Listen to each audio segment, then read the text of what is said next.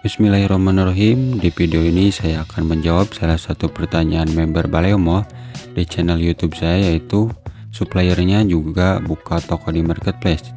Apa nggak kalah saing kita sebagai dropshippernya? Ini menarik banget nih ya. Pertanyaan ini bahkan bukan hanya dari satu orang saja, tapi dari member lain juga ada yang bertanya seperti demikian. Nah, jadi yang digambarkan dari pertanyaan tersebut adalah misalkan 100 dropship upload produk yang sama dengan satu supplier yang sama, apakah masih ada potensi untuk terjual? Yang pertama yang mau saya sampaikan adalah mindsetnya dulu, dan yang kedua adalah fakta lapangan. Mindset yang pertama yang harus kita terapkan adalah rezeki itu sudah ada yang atur dan tak akan tertukar. Selama kita berusaha untuk bisa memasarkan produk itu dengan maksimal, pasti akan bisa terjual. Jika mindset Anda seperti itu, mohon maaf, Anda belum melangkah pun Anda sudah kecapean duluan. Jangan pernah membatasi diri sendiri dengan pemikiran seperti itu. Ujung-ujungnya Anda akan terjebak oleh pemikiran Anda sendiri dan susah untuk keluar. Nah, jika Anda adalah orang yang beragama dengan baik, pasti Anda percaya bahwa tidak ada satu tetes keringat pun yang tidak akan dibayar. Artinya adalah Anda harus berusaha ekstra keras untuk hal ini, maka hasilnya pun akan keras. Nah, prinsip yang kedua adalah setiap produk pasti ada pasarnya sendiri. Setiap produk diciptakan karena adanya masalah. Selama Anda memasarkan produk Anda kepada orang yang tepat dan minat, pasti akan ada potensi penjualan. Contohnya, jika Anda menjual pakaian dalam wanita kepada laki-laki, mungkin Anda ada potensi penjualan tapi kecil. Anda harus menempatkan produk Anda kepada target audiens yang tepat. Makanya untuk bisa mencari target audiens yang tepat, Anda membutuhkan tools yang namanya Value Proposition Canvas. Saya sudah pernah bahas, silahkan link videonya ada di deskripsi. Nah, untuk sekarang kita bahas mengenai fakta lapangan.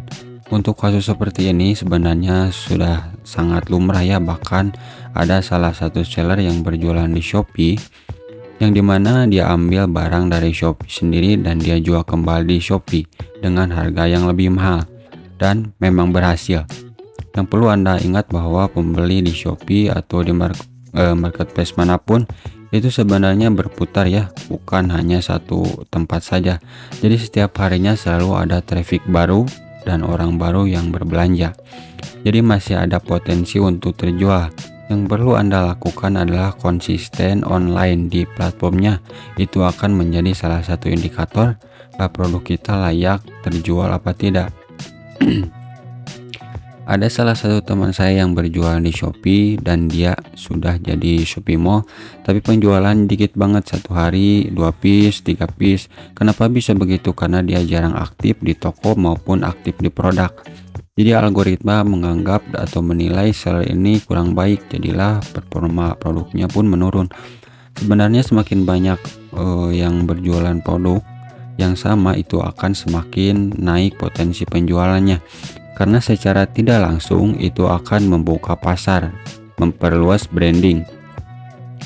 Jadi orang-orang tahu, oh produk ini yang lagi viral nih. Semakin naik branding suatu produk, maka akan besar potensi penjualannya. Dan seller-seller yang kecil pun yang upload produk itu akan terbawa viral dan pasti naik penjualannya. Produk baru yang diupload oleh satu orang belum tentu laku karena orang-orang belum tahu, belum ada branding juga. Beda dengan produk yang sudah terkenal atau yang sudah dikenal, potensi penjualannya pun akan semakin besar. Mungkin itu saja yang dapat saya sampaikan. Saya juga masih belajar. Nah, kesimpulannya adalah jangan menyerah, karena menuju kesuksesan itu butuh kerja keras yang ekstra. Tidak ada kesuksesan yang instan. Yang instan itu hanya mie instan, dan seinstan-instannya mie instan itu perlu diseduh dulu. Oke, jika konten ini bermanfaat, jangan lupa like, comment, and subscribe. Terima kasih.